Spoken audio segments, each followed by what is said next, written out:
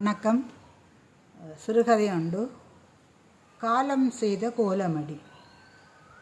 மனம் கல்லாக கனக்க, வீதியோரங்கள் வெறிச்சோடி கிடக்க, இருதயம் டிக் டிக் டிக் என அடித்துக்கொள்ள, விழியோரங்களில் சிந்திய கண்ணீர் துளிகளை தட்டி வீசியவாறு நடந்து கொண்டிருந்தாள் பானு. பானுமதியை பானு பானு என செல்லமாக அழைத்து கொள்வாள் அவள் அன்னை.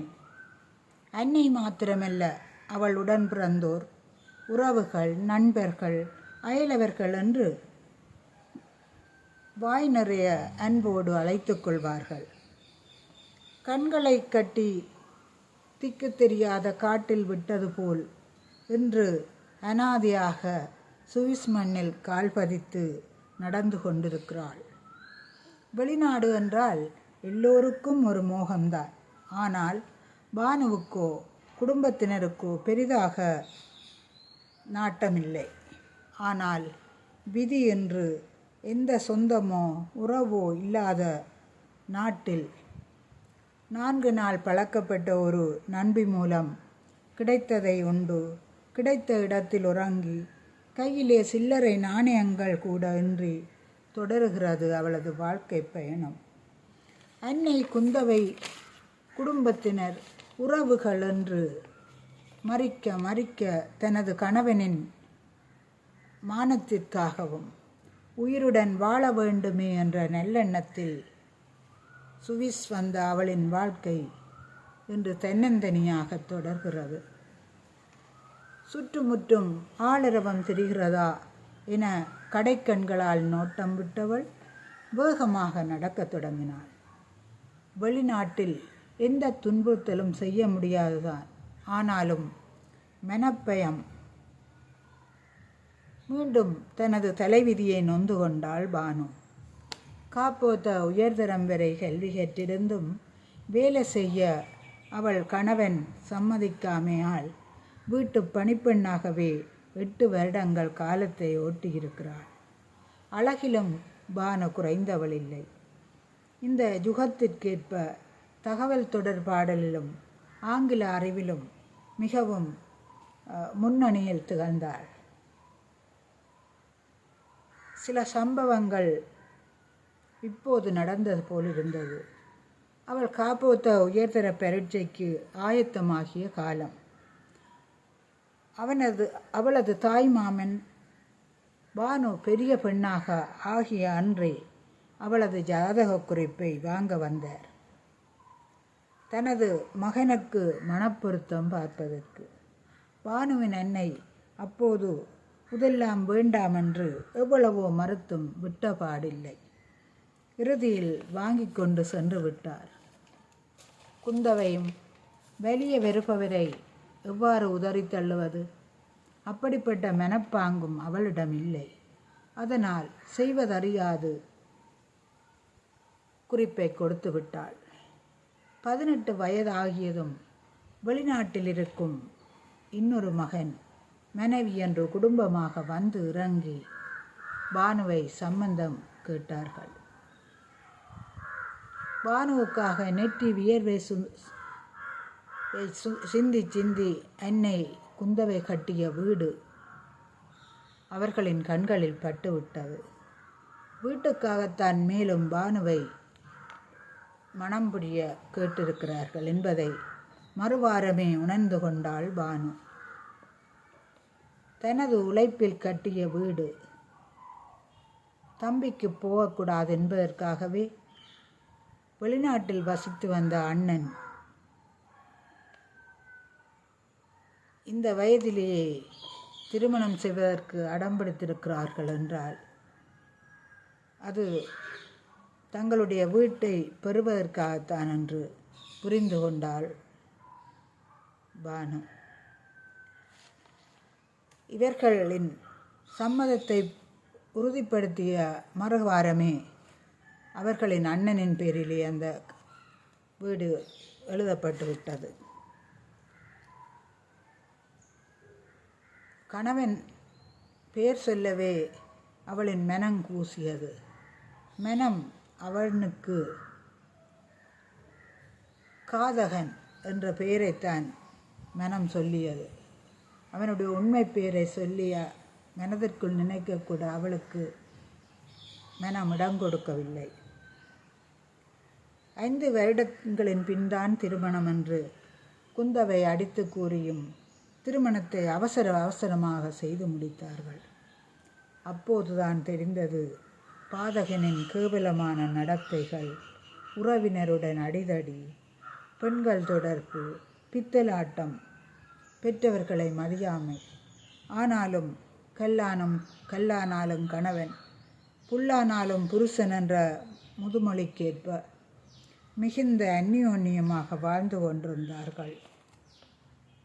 உறவினர் கன்னத்தில் கை வைக்கும் அளவிற்கு,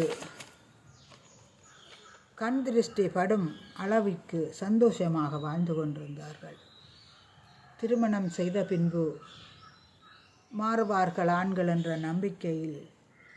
நம்பிக்கையிலும் முறை மெத்துனன் என்ற நம்பிக்கையிலும் விட்டு கொடுத்து வாழ்ந்து கொண்டிருந்தாள். நினைப்பினோடு அவள் தங்கும் இல்லத்தை வந்து அடைந்து விட்டாள். அறையை திறந்தவள் கட்டிலில் தொப்பென விழுந்தாள். பாதங்கள் வலிப்படுத்தது. யாருக்கு சொல்வது? யாரிடம் ஆறுதல் பெறுவது? அன்னை குந்தவையிடமோ சகோதரர்களுடனோ பரிமாற முடியாத அளவிற்கு தான் செய்தது தப்பு என்று இப்போது மனம் சொல்லிக்கொண்டது. வெளிநாடு உனக்கு வேண்டாம் என்று எவ்வளவோ தடுத்தும் கணவனின் 1 கோடி கடனுக்காக எல்லோரையும் உதறித் தள்ளி வெளிநாடு வந்தாள். மீண்டும் தலையணியை கண்ணீர் துளிகள் நினைத்தன. தனக்கு பிறகு என எழுதிய குந்தவையை அடம்பிடித்து 45 லட்சத்திற்கு பாதகனுக்காக ஈடு வைத்துவிட்டு இங்கு வந்தாள். இங்கு வந்ததும் விதி தன் விளையாட்டை ஆரம்பித்ததோ இல்லை சதிகளுக்கு குடும்பம் பழிக்கு பழி செய்ததோ என்று தெரியாத நிலை. பாதகன் என அவளின் மனதால் அழைக்கப்படும் கணவன் வெளிநாட்டில் கால் பதித்திருக்கிறான் என்றால் அதற்கு காரணம் பானுவும் குந்தவையும் தான். சகோதரன் பணத்தை கட்டி எடுத்திருந்தாலும் பானுவின் ஆங்கில அறிவு பரீட்சைக்கும் குந்தவையின் ஈட்டுக்கடன் அந்த பாதகனின் கடனை அடைத்து வெளிநாடு செல்லவும் உதவியது. இருவரும் இல்லையெனில் பாதகன் வெளிநாடு மண் மிதித்திருப்பானோ என்பதே சந்தேகம்தான். வாங்கி வைத்த ஆயில்மெண்ட் உதவியது. பாதம், முழங்கால் என்று அழுத்தி தேய்த்தாள். மன வலியுடன் அந்த வலி பெரிதாக தெரியாவிட்டாலும் கணுக்கால் வலி எடுத்தது. மீண்டும் அந்த ஏமாற்று குடும்பத்தின் நினைவுகள். சுவிஸுக்கு வரும்போதே சிறிய ஒப்பந்தத்தில் தான் வந்திருந்தாள். 3 வருடத்தில் நீ உழைப்பது கடனை அடைத்து சேமி, நான் உழைப்பது எனக்கு என்று. அப்போது எந்தவித மறுப்பும் சொல்லாதவன் சுவிஸ் மண்ணில் கால் பதித்து மாறத் தொடங்கினான். தனது சகோதரருடன் சேர்ந்து முற்றாக மாறிவிட்டான்.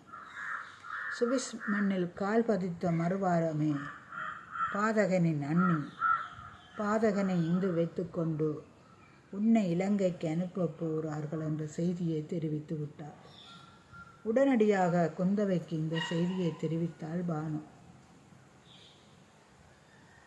ஒர்க் பெர்மிட்டில் எடுத்தவர்கள் வேலை கொடுக்காமல் பாத்திரங்களவும் வேறு கழிவு வேலைகளுக்கு பயிற்சி கொடுத்தார்கள். அந்த பயிற்சிகளையும் எந்தவித மனச்சோர்வுமின்றி செய்துவிட்டாள். அதற்கு எந்த ஊதியமும் கொடுக்கப்படாத நிலையிலும் அவர்கள் உணவும் தங்குமிடமும் தருகிறார்கள் தானே என மனம் சோராது அக்கடமைகளை செய்து முடித்தாள். 1 மாதமாகியும் வேலை கொடுக்காது பின்பு கிழமைக்கு 1 நாள் 2 நாள் என்று 2 கிழமை வேலை கொடுத்திருக்க மாட்டார்கள். பாதகன் ஒரு புது பிரச்சனையை கிரியேட் பண்ணி பானுவின் நடத்தையில் களங்கம் கற்பித்து விட்டான். நினைக்க நினைக்க நாடி நரம்பு நாளமெல்லாம் கொதித்த துரோகி என மனம் நினைத்த வார்த்தையை உதடு வெளிக்கொணர்ந்தது. பாம்புக்கு பாலூட்டினால் அது விஷத்தைத்தானே கக்கும். அதுபோல் எத்தனை வருடங்களாக இறைச்சியையும் மீனையும் முட்டையையும் ஊட்டி அவள் வெறும் சோற்றை சாப்பிட்டிருப்பாள். கறி பிடிக்கவில்லையானால் முட்டை பொரியல். நினைக்க நினைக்க நெஞ்சம் கொதித்து எழுந்தது. எல்லாவற்றையும் பொறுத்த பானுவால் தன் மீது ஏற்படுத்திய களங்கத்தை மன்னிக்க முடியவில்லை. எகிரி குதித்தாள். திட்டமிட்ட சதி என்று கத்தினாள். உதவிக்கு அங்கே யார் இருக்கிறார்கள்? யார் வருவார்கள்? இலங்கைக்கு பாசல் பண்ண ஆயத்தமானார்கள். பழிக்கு பழி என்றதுடன் பானு குடும்பம் நன்றாக வாழ்ந்திடக்கூடாது என்ற வயிற்றெரிச்சலில் பல நாடகங்கள் அரங்கேறியது. மேரி இங்கு இருந்தால் கொலை செய்வேன் என்று மிரட்டல் வேறு பானுவை சிறிது கண்கலங்க வைத்தது. தொலைபேசியில் மணியொலிக்க 4 நாட்கள் பழகிய நண்பிதான் எதிர்முனை. ரூமுக்கு போய் சேர்ந்து விட்டீர்களா? பழக்கமே இல்லாத நண்பியின் அன்புக்கு முன்னால் இவர்களெல்லாம் மனம் கலங்க குரல் சிறிது பிசிறத் தொடங்கியது. ஓம் சுதாக்கா, வந்து சேர்ந்து விட்டேன், பதிலளித்தாள் பானு. ஏன் குரல் ஒரு மாதிரி இருக்கு? காய்ச்சல் ஏதாவது? கவலை தோன்ற குரலில் சுதா கேட்டுக்கொண்டாள். இல்லையக்கா, இதை மறக்கணும் என்று நினைக்கிறேனோ அவைதான் சுற்றி சுற்றி வருகுதக்கா. பானுவின் குரலில் சோகமலை ஓடியது. 8 மாதமாகப்பட்ட கஷ்டம் இப்போ போயிட்டு தானே. பயிற்சி முடிய வேலை செருவினம். பிறகு ஏன் கவலைப்படுகிறேன்? கரிசனுடன் சுதாவின் நெருடலான வார்த்தைகள். இல்லையக்கா, உங்களுக்கு தெரியாததோ? அந்த சனியன் ஊரில் ஈடு வைத்த வீடு ஏலத்துக்கு போக போகுதான். ஒரு சதங்கூட கட்டாமல் இப்படி ஏமாத்துறான். 3 வருஷத்தில் திருப்பி உங்களோட வீட்டை மீட்டு தருவேன் என்று எனது அம்மாவுக்கு கூறிவிட்டு இப்போ வேலையும் இல்லை. பணத்தை கட்டு என்று சொன்னால் நாங்கள் எங்கே போகிறதக்கா? என்ன வெளிநாட்டுக்கு எடுத்த பணத்துக்கு பதிலாக எங்களை வீட்டை மீட்டுட்டா. அக்கா, துரோகிகள். நான் வெளிநாட்டுக்கு வரப்போகிறேன்னு கேட்டேன். நானும் இவைக்கு கொடுக்குற காசுக்கு என் தம்பி அம்மா அனுப்பியிருப்பா அக்கா. ஆனால் ஆம்பளை பிள்ளை, அவன் ஆம்பளை பிள்ளை. உங்களுக்கே தெரியும் தானே அக்கா, எந்த உறவுமின்றி ஒரு பொம்பளை பிள்ளையை பாதுகாப்பாக எவ்வளோ நாளைக்கு வாழ்கிறது? பானு ஓவென்று கதறி அழத் தொடங்கினாள். பானம்மா ப்ளீஸ், அழுகிய நிறுத்தம்மா. முற்பகல் செய்யின் பிற்பகல் விளையும். நிச்சயமாக அனுபவிப்பார்கள். சுதா கூறி முடிக்கவில்லை. இல்லையக்கா, சொத்து பத்து இல்லாததென்றால் கூட பரவாயில்லை. லோக்கல் நிறைய நகை வச்சிருக்கணும். பெரிய பெரிய செட்டு பணத்துக்கு மேலே இருந்து கொண்டு இப்படி நம்பிக்கை துரோகம் செய்யுதுகளே. நான் உழைத்தாலக்கா தூக்கி எறிஞ்சிட்டு போயிடுவேன். நேர்மையாகத்தான் என் அண்ணி என்ன வளர்த்துருக்கிறான். வங்கிக்காரர் தாய் தகப்பனிட்ட போனால் பிள்ளை செத்துடுதென்று சொல்லுவினமாம். இப்படிப்பட்ட பெற்றோர் எங்கேயும் பார்த்துருக்குறீங்களா? பிள்ளை செத்துட்டுதென்று சொல்ல. பேங்க் மேனேஜரு காரி துப்புறா. பானுவால் தொடர முடியவில்லை. பசிக்களை பேச்சை இடைநிறுத்தியது.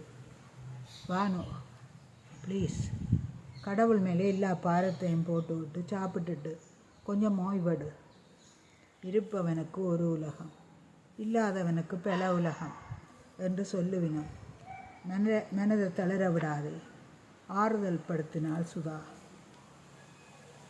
சரியக்கா, எந்த துன்பத்தை பார்த்து கொண்டிருக்கிற உங்களுக்கு விளங்குது.